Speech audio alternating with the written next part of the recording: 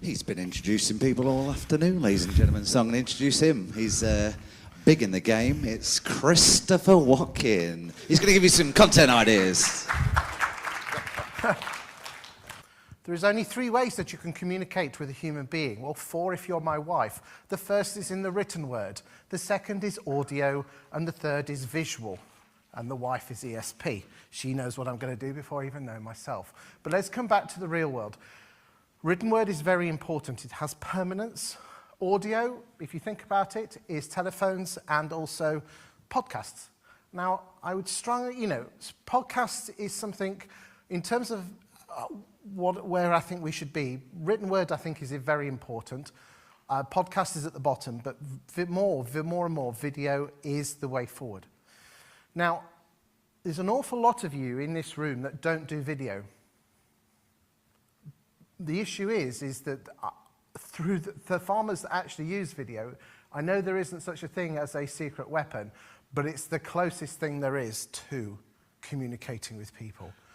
I am constant, if you notice in the last, I don't know if you have noticed, I do a bit of videos, but I changed the way I did my own marketing 14, 15 months ago from the written word more to the video, and it has completely changed my life. And I know for those that do use video in this room, it has also changed their life. The amount of times that people come up to me and say, I feel like I already know you. And I know for a fact that Emma from Chelmsford gets that, and I know for a fact that Luke from Leicester gets that. And those who are early on their journey, like Adam from Sawbridgeworth, are getting that. And the numbers at Bourne with Lewis will just blow you away in terms of what they are doing there. Now, in terms of video, a lot of you have great fears that you don't want to look stupid and you're daft. How many here, put your hands up, have created a video but haven't published it? And be honest. And because you don't like the sound of your own voice and you think you look silly and you look daft. Can we put a microphone on Lorraine, please? Hello? Still working. Do you want a camera as well? Why not, eh? See, this is what happens Tell Adam, can you come and be microphone boy, please? Okay, Lorraine. You came on the video training course. I did. And at one point, you were in tears. Yes. Why were you in tears? Because I was embarrassed to publish them, because I felt I looked stupid. And when I did the videos, I could do up to 54 takes. And the more videos I did on one buy-to-let, the worse I got. So in the end, I thought, after you gave me a kick up the arse, I thought, to hell with it. So I went out, didn't wear any makeup, didn't do my hair, and I thought, this is me on a bad day, and I published it. And people said to me, you look so natural. The fact that you've made gaffes, you forgot your words, you're not a robot. So now I don't even do 2 takes. Whatever comes out, I just publish it. That's the key. Yeah. Well done. Natalie, you do videos. Were your first ones easy? Let's get a microphone. Come on, let's get in there. Come on.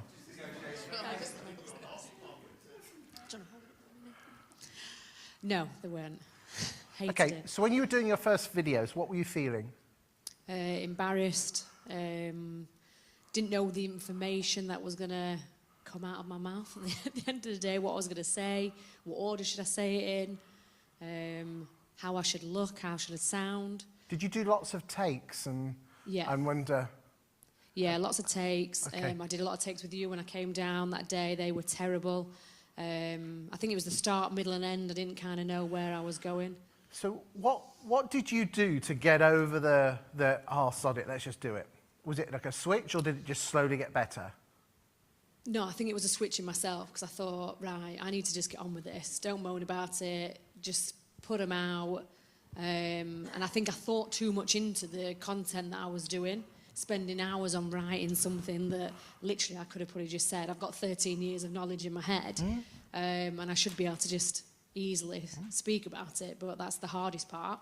But now I'm like, one take, yep, I introduce the cats and dogs on the street. I'm literally friends with everybody and just put them out there, and I'm getting responses back, and people from London in our office, oh, recognise you. There you yeah, go. great, wonderful. Excellent. So yeah, it's good. Let's get the microphone over to Luke.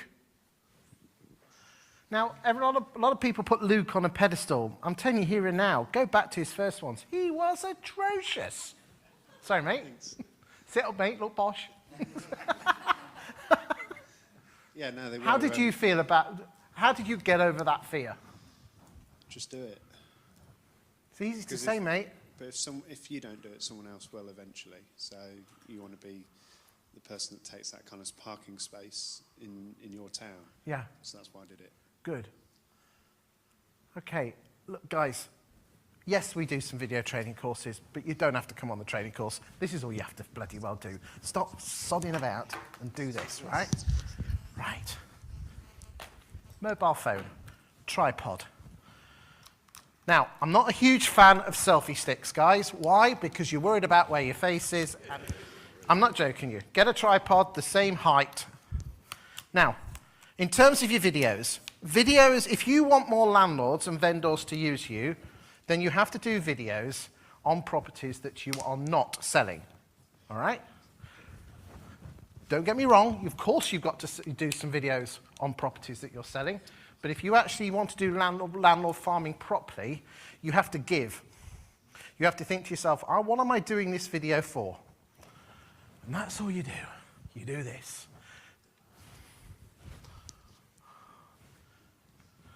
Remember, in the Landlord Farming Facebook group, there is the announcements at the top, and we have the 5 basic videos. And in it, I suggest on the first video that you chuck the video, you upload the article once a week and then throw it out like video, okay? And then in the other ones, you do the buy-to-let deals. These are properties that landlords should buy, okay? And you do this. You stand outside the property, you put it onto selfie mode with the property over your shoulder. And you do the following. Hi, if you are a Doncaster buy-to-let landlord, have I got a cracking deal for you. Today, I'm outside 4 Acacia Avenue. It's a 3-bedroom terraced house. You can buy it for £100,000. It's on the market with Connells. It's got a lounge, a dining room, and a kitchen. I love this property because it will you'll buy it well, you'll be able to let it really well. It's next to the schools. If you want to have a look at the property, speak with Connells, who it's on the market with. Thanks very much. That's it. Yeah, we're just making it up. It's not the real world, Sanjay.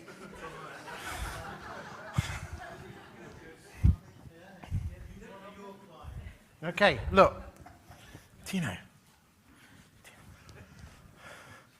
I've done some training videos on this, but the bottom line is this. You don't start with the, hi, my name's Chris Watkin from XYZ Estate Agents on XYZ Street, and I'm the author of the XYZ. None of that, because they've switched off. If you are a Doncaster buy-to-let landlord, have I got a deal for you? That's the intro. Then give them the facts and figures, reel it off. It's got 3 bedrooms, this, it's on the market with this. If it's on the market with another agent, you have to mention the name of the agent. Otherwise, you're in hot water. And then I think it's a great buy-to-let deal because if it is a residential sales property, if you're in resi sales, you just repeat the process. But you're not I think you should buy this because I would love to live here, my wife would live in it, and I think it's a lovely house.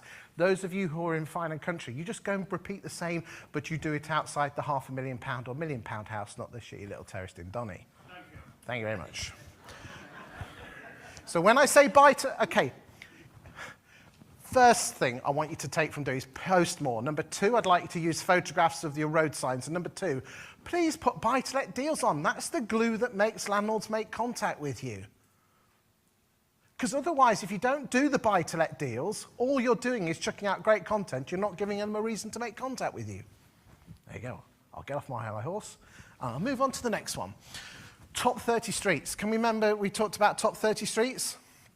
All you have to do is go to Zoopla, to house prices, type in your town, okay, and it brings up the little box at the top with the house prices. Then underneath, it has the streets in alphabetical order. But if you click on the word Z index, it puts them in price order, with the highest first. There's your 1 to 30. And you press it again, and it does it with the cheapest first. There's your 30 cheapest streets. There's 60 videos. Okay? And in terms of actually doing those videos, let's tell you what, I wasn't going to do this, Matt, but I'll tell you what, we're going to do this. All right? Here we go. Remember, it's the same as the other one. Intro, facts and figures, why you should buy it. Or I love it because. Hi, my name's Chris Watkin, and as you know, I like to give you the top 30 poshest streets in Grantham. And today I'm at number 24, which is Willoughby Gardens. The average value of a property on this street is £276,000, because I've got it from the Z Index. In the last 4 years, 4 properties have sold. Where have you got that information from? Rightmove. Go to house prices, type in Willoughby Gardens, it's got all the properties. On this street, there are mostly made up of 4 and 5 bedroom detached houses. Where have I got that information from? Because I'm an estate agent, I should know that. Let's have a look at a few properties that have sold recently. And again, on Rightmove, you can drop the photographs in of the few houses that have sold. Then, finally, I love this street because, and then give it 30 seconds of estate agent BS. It's next to the schools, it's next to the deli, all that malarkey. Next week will be number 23, and we'll be at the north end of Grantham at going to be Hill Foot. Let's see if your property, your street's at number 23, making a loop to make them think, oh, I'm in the going to be Hill Foot area, I wonder if my street's there. Again, there you go. It really is as simple as that. You've just got to get over your fear of looking down the lens and talking to it. And all it is all I'm asking you to do is talk to a piece of glass the way you would talk to a human being. And please just get over that fear of talking to a piece of glass. Look, if it makes you feel any better, I don't listen back to my own videos because I don't like the sound of my own voice, but I just get it out there and just sod the consequences. Right. Chris? Yes? So Z Index, is that something they've made up? What is that? That's their made up value on a street, Z Index. Because there's average price paid in Z Index. Okay, average price paid is, again, it's got to be reliant on a property being sold on that street. The Z Index is their automated valuation model of what the average value of a property is on that street. Again, you're all paying clients of mine, so there's this new invention called the telephone. Just pick the phone up to me and we'll go through it, all right? Solihull, interestingly, the most expensive road, and this isn't true, 21 million. Yes, because that's probably a building site, so you've got to use your local knowledge on that. Yes. Okay, there was a street that sold average value 21 million. It's because it's a commercial street. So again, just use your local knowledge. Right, moving on. Love town videos. Being the digital mayor is being part of the community, and this is one aspect of being the digital mayor. It's not the be-all and end-all, it's the cherry on the icing on the cake. But I just want to show you what some other agents are doing. I'm not going to show you the full 5-minute version, I'm going to show you the first minute and the last minute.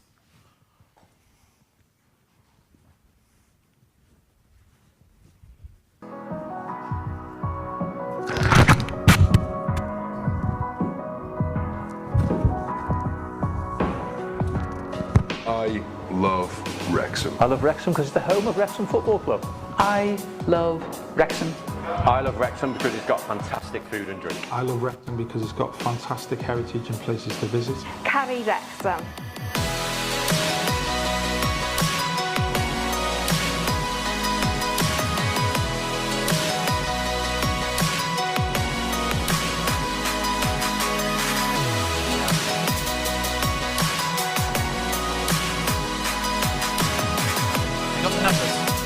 I love Wrexham because it's got a fantastic property market. 20,000. Wrexham's a fantastic place for business. I love Wrexham because it's the home of Welsh football. Wrexham Indoor University is a wonderful university. And then it ends. As a centre of excellence, really, and to sort of remind people that there's a lot of good stuff about the town. I don't think at the moment it is fully appreciated. You need to come over here and see what we've got to offer. I think Wrexham offers fantastic value when you compare it with some adjoining areas. And the great thing about Wrexham is we've got a whole range of properties. Range in terms of style, but also a range in terms of budget. There is something for everyone in this particular property market in Wrexham. It is a fantastic location, a great place to live, and a fantastic place to do business.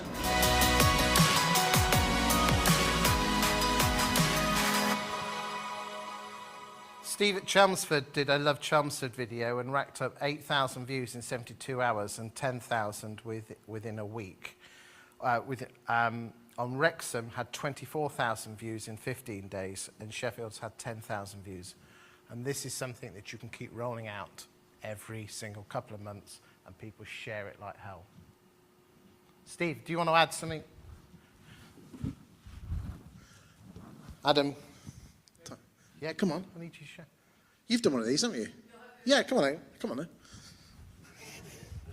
Now I'll come to you. Okay. Away from the microphone. Talk to the guys about your Love Sawbridgeworth. Apart from the fact that Chris and Matt had a good laugh for 2 nights when they came down to film it, it was great fun. I set up a Love Sawbridgeworth group, launched it the 2 days when Matt and Chris came along, and just walking around the town with them 2 following me, everyone's going, "What are you doing?" And so we just saw the members go up in the group, didn't we? All day. It was like 300, 400, 500, 900 in one day. It was just great, wasn't it? It was great. It just like, it was a BBC effect. Just put the microphone in front of Lorraine, because you've also had one of these, haven't you? What's it done for you? I mean, and it will not bring you any direct business, I must stress to you. It is just putting your name out there as the go-to person. I still share it once a month and I still get comments. Yes, some of it's negative, which I don't care about anymore. But yeah, you're walking down the street and people are actually saying, "Oh, you're in that video, aren't you?" So it's really good. Now, we've had Tamworth Council that didn't want to be on it before have contacted us and asked if we're doing another one, and so 1 or 2 other people. So that was really good news. Yeah. Okay, Yeah. It's really important that, again, it's the cherry on the icing on the cake. Don't think this one video is going to do anything, by itself. It is part of a holistic approach, but it is what others are doing. Let's move on to other stuff.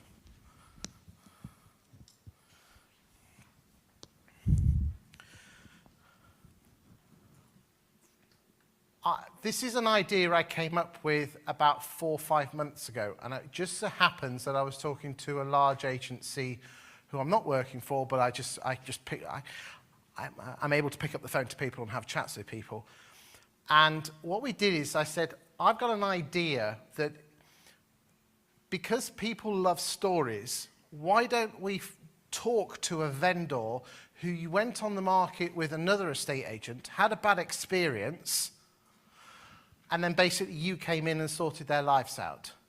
Because we've all watched testimonial videos, haven't we, where you basically go on camera saying, "I've used this agency for 10 years, for a year." I start again. I've used this. Okay. Hello. I've used this agency to sell my house, and they've changed my life, and it's brilliant. And we all disbelieve them, don't we? Yeah, we totally disbelieve those sort of videos. Okay. I'm going to show you a snippet of this. Okay.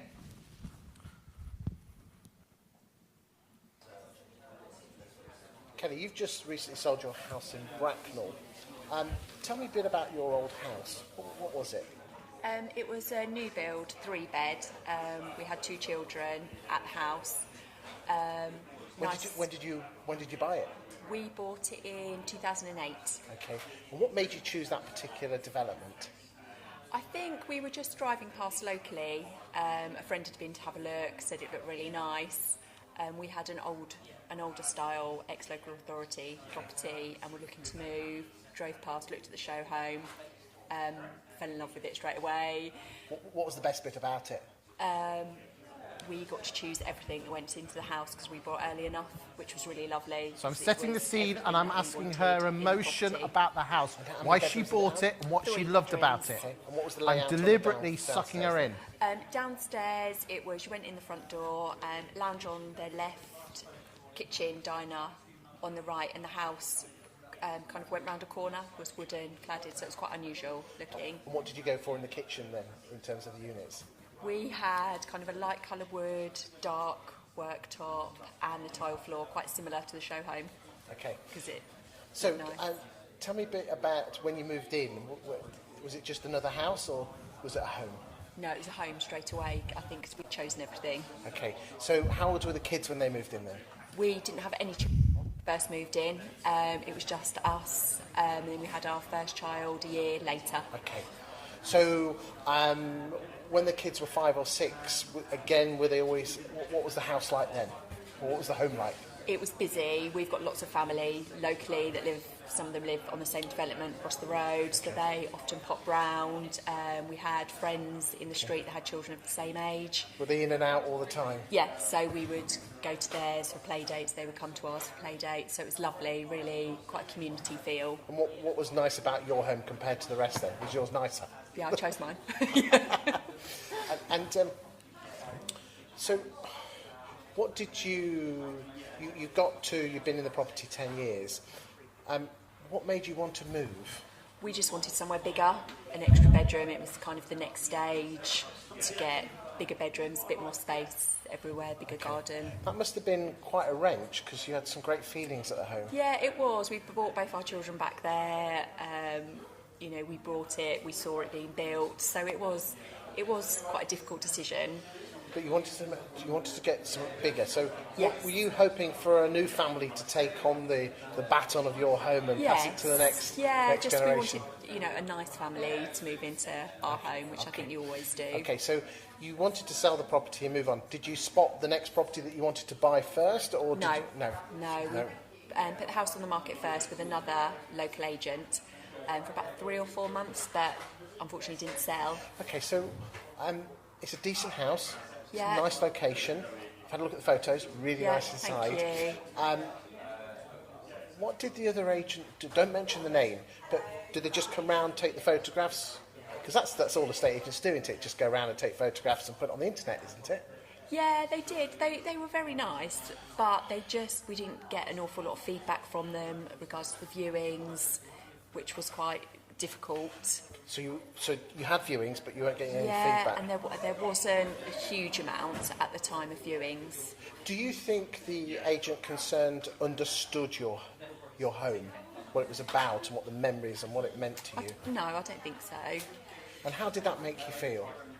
I think you just put it down to just an estate agent and kind of move on really, and just think they're just doing their job. And but you said to me that you'd ploughed a lot of time and effort into that. That must have not been very nice for you. No, that's it. It's quite hard, especially when you put your house on the market. You make sure it's immaculate.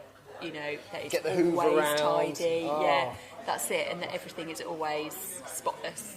So it's quite difficult. And again, not mentioning the name of the agent, do you feel they were communicating with you enough? I was often phoning them for updates, probably. And how did that make you feel? Too much. I felt I was pestering them in the end. They were always very polite, but I was contacting them. So do you think they understood you and your property, do you think? I'm not entirely sure, to be honest. Okay. They didn't sort of ask a lot of questions at the time. Do you think they just saw it as another house, just a set of bricks with mortar? So that must have made you very disappointed. It was a little bit, especially then when we took it off the market, because we just thought... Oh, really? It was... Yeah, we took it off. I think it was 3 or 4 months it was on for. Okay. And then we took it off in the end and said we'd just give it a break over the summer, personal circumstances. So, and we just thought we'd just have a rest, because it is quite exhausting. Yeah. So you decided you wanted to move again, is that right? Yeah, it was always on our mind, but we just thought, let's just have a break and try and revisit it again later with a new agent.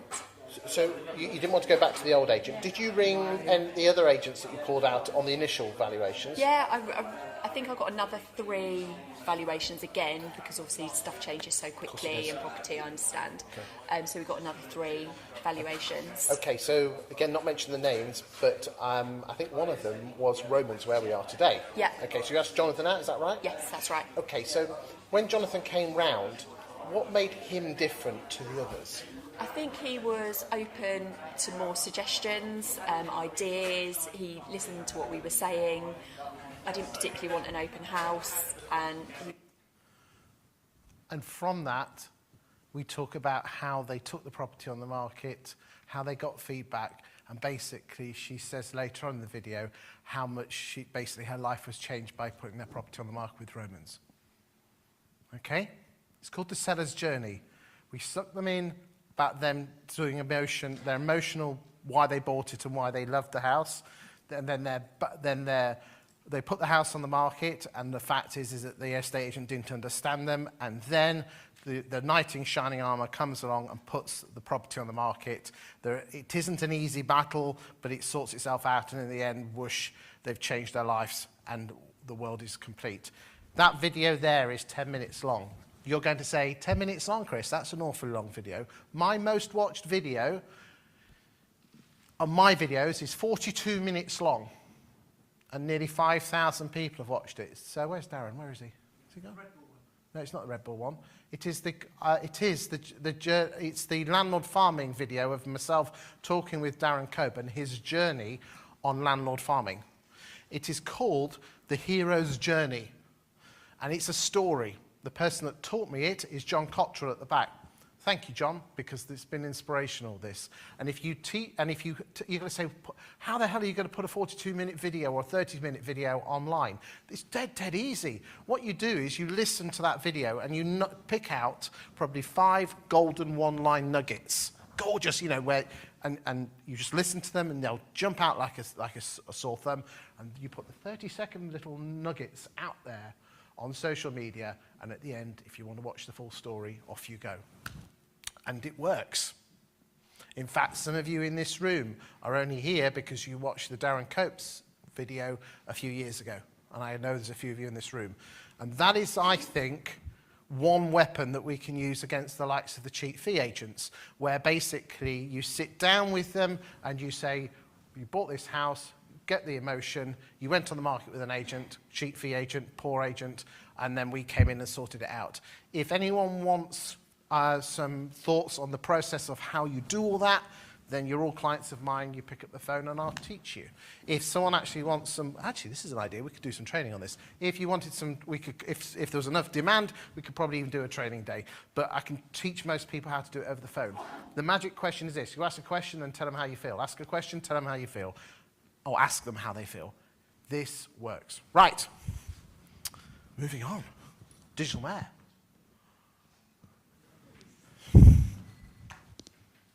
Hello and welcome to this week's episode of the Born Property Show with my colleague Mike Hollenby and Lewis Thorogood. Suppose it's that time again then. Shall we? Roll VT.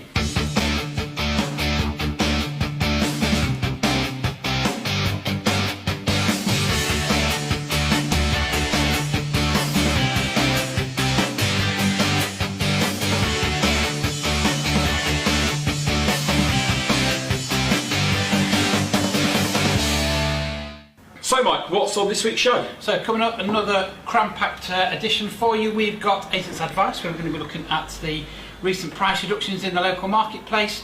We've got a great Wild Love Born with a local celebrity, so watch out for that. Yep. And we've also got a hot topic where we're going to be looking at the costs and the increase in costs that it will have in regard to moving house in today's marketplace. So shall we start off straight?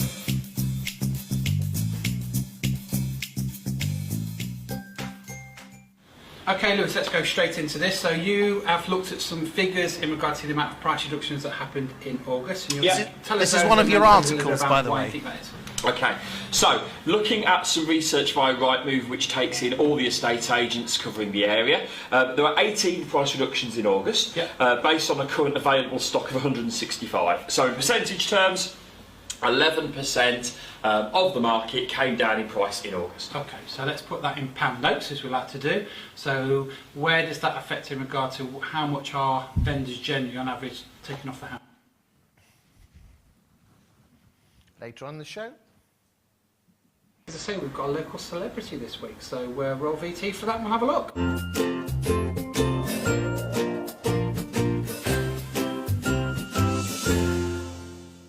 Hello everybody, I'm with Pop and Jana. We're here at Cafe Creme this morning. We've just been having a bit of tea cake, coffee and having a bit of a chat about the world. And obviously you've been here, well, it's 52 years now, is it? 52 years. Yeah. So you've been here a long time, you met, you got married here and you obviously started in Morton and then went to school together as well. So why have you stayed in? Why all this time? Why not? We're in a bed. I think there's one more. Okay, so we're going to base it on an average house price in Bourne, which is kind of 220 to 225,000. That's average house price.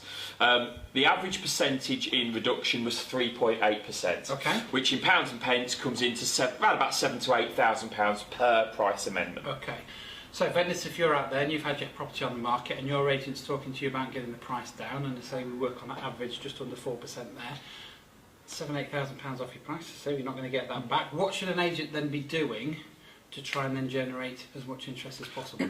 So first things first, really, when that price reduction or price amendment is made, the first thing they should be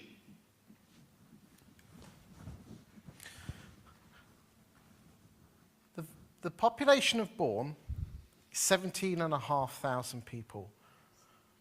Bourne is a run-of-the-mill, average town on the edge of the Lincolnshire Fens. Let's be honest, chaps, there ain't nothing special about it, just like there's nothing special about Grantham, okay? It's a crossroads. It does have a Sainsbury's, mind you, so it's going up in the world. And it's just down the road. The guys at Hill and Clark, Lewis, please stand up. Lewis has been doing a show now for nearly 9 months. And if you go back in time, that is quite slick. So can we just give a big round of applause for Lewis? Okay. Okay. You can sit down now. We'll come back to you. Okay. Let's be honest, Lewis. The first ones were rough around the edges, weren't they? Okay. So basically, it really was a mobile phone on a tripod, stuck behind the desk like this, probably a bit lower, and the two of them just talked. And it went like this. Mike would get my articles, they now got the screens, but they used to read it. So they would get one of the weekly articles and read it, and then they'd turn to each other and they'd discuss it. Like two people talking, right? What they would then do is talk about what's come onto the market, not with just them, but with everybody in the town. Anything that was of interest, be it a buy-to-let deal or just somewhere nice to live. They'll talk about what's sold. How do you do that? You go to Rightmove and hit house prices and then type in your town, and in date order gives you everything that's sold. And they might even, if they were being clever that week, go and grab the photograph off Rightmove and put up saying, oh, this 4-bed house is just sold on XYZ Street, cracking price. What they would then do is they have a feature called I Love Bourne. Isn't that interesting? Because that's the theme running all through this, where they go and visit a local person, be a cafe owner or a coffee shop owner or the butchers or the bakers or the candlestick makers. That's what Luke does with Love Oadby. He goes and interviews the ice cream shop person. And it's not a promo on the shop. It's, you've lived in Bourne, you've run this shop now for 30 years in Bourne. What do Bourne people love about this shop? What do you love about Bourne people? What are Bourne people's favourite ice cream flavours? No one gives a monkeys about ice cream flavours, but you asked. And people love this stuff. Okay, I'm telling you here and now, if you don't live in Bourne and you watch the programme, it is, I say this with utmost love and respect, it's dull. Because it's not about my town. Okay? But just like if I went to Cambridge, I would not look through the local newspaper, but everyone in Cambridge will avidly buy it every week and look through who's died, who's born, who's got married, where the council messed up this week. But everyone in Bourne loves this thing. Now, for the first few months, these guys paid for Facebook advertising to boost this. Now they don't spend a penny on boosting. Look at the numbers. Between an average view of 3,500 to 4,500 views in 24 hours, with an average view time of 18 minutes. 25% of the population hanging on 18 minutes of their lives on a show which basically revolves around you talking about the property market, what's coming on the market, and then going and doing a couple of interviews. That is digital mayor. And the bottom line is this: where else? You show me any other advertising that can get that sort of reach and that sort of engagement. Remember, they're not spending a penny on boosting it. Now, I do know after a few days they do spend an extra few pennies to boost it up to nearer 10,000 views, but the bottom line is those 3,500 to 4,500 are organic. That means they haven't paid a penny. This is the future of marketing.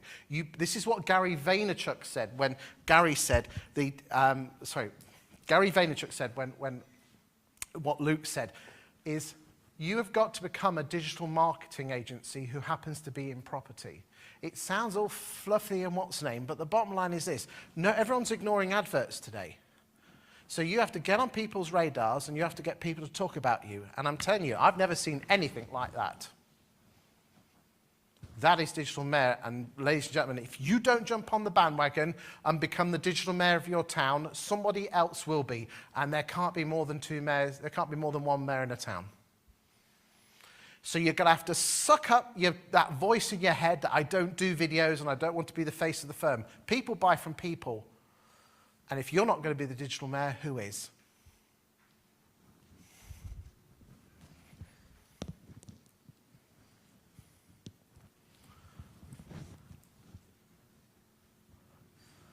I want to say thank you for being my clients, all of you. I couldn't do it without you. I love the Facebook group. I love the secret Facebook group with just the, I know there's not much that goes in there, but it is the secret sauce. I like the fact that we interact with each other and we're just a bunch of agents that all get on with each other. I want to say thank you very much to the speakers. I want to say thank you for coming today. And I hope that you've learned something. And I really, really would love you to embrace video.